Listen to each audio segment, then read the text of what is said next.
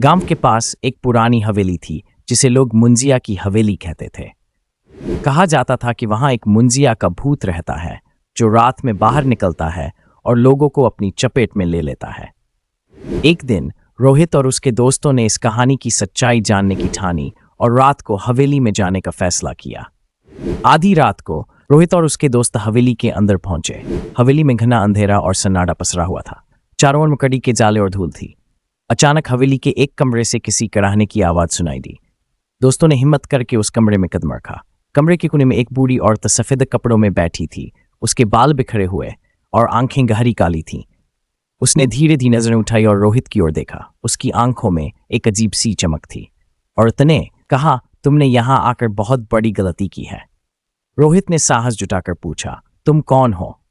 औरत ने भयानक हंसी के साथ कहा, मैं मुंजिया हूं, इस हवेली की रक्षक हूं। यहां जो भी आता है उसकी आत्मा कभी वापस नहीं जाती। औरत हवा में उठी और उसके शरीर से काला धुआं निकलने लगा। रोहित और उसके दोस्तों ने भागने की कोशिश की, लेकिन हवेली के दरवाजे अपने आप बंद हो गए। मुंजिया ने अपनी नाखूनों से एक दोस्त का गला पकड़ लिया और उसकी चीख हवेली में गूंज उठी।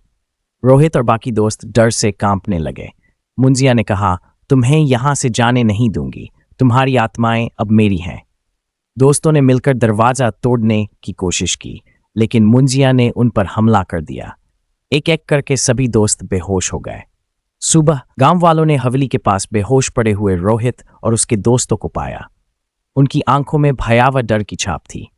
गांव में अब कोई भी उस हवेली के पास जाने की हिम्मत नहीं करता। लोग कहते हैं कि मुंजिया का आतंक अब भी वहां छाया हुआ है। मुंजिया की हवेली एक खौफनाक कहानी बन गई थी जिसे कोई भी नजरअंदाज नहीं कर सकता।